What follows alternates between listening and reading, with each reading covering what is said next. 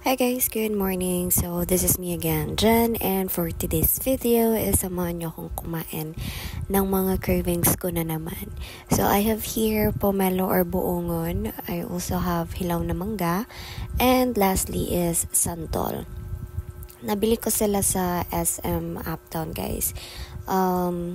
Wala, ang sasarap lang nilang tingnan. At saka, gusto ko talagang kumain ng mga ganito ngayon.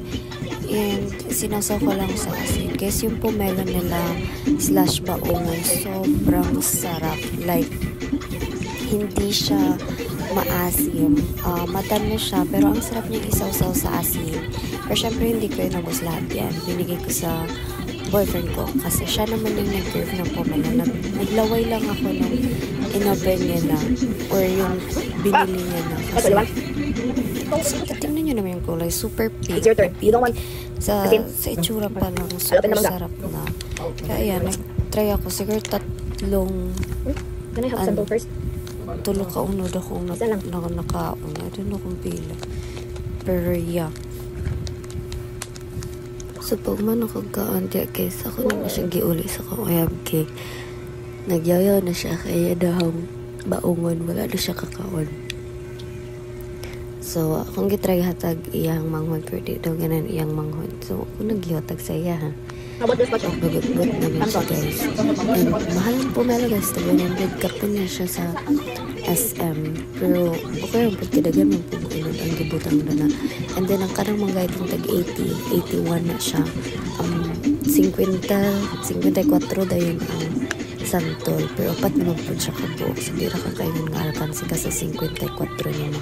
And mind you guys, lami lang santol. Dili siya asin. Like, makaon yung tibuok panit. Even the least is tamis siya. Pero gusto ko na po siya isang sa asin. Bisa po mga tamis na. And look at that. It's so lovely.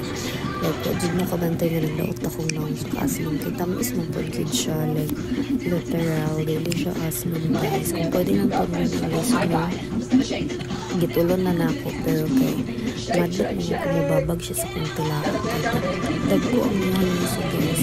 And before pag nag-complex ang to, ito lang din ako liso. Especially sa gamay na ang liso.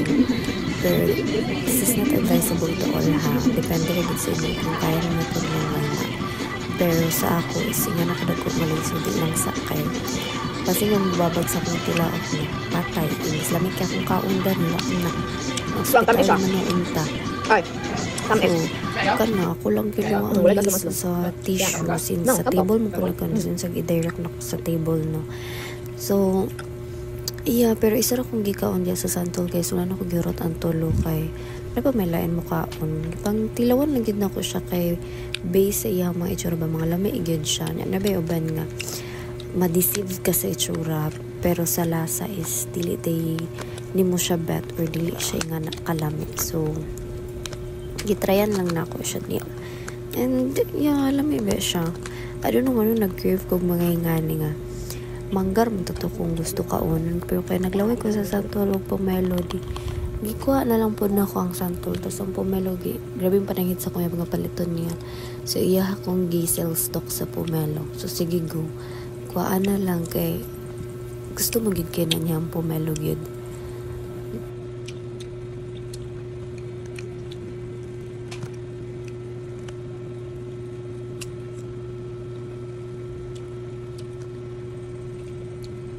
My ex-man bought his new girlfriend. She's a good.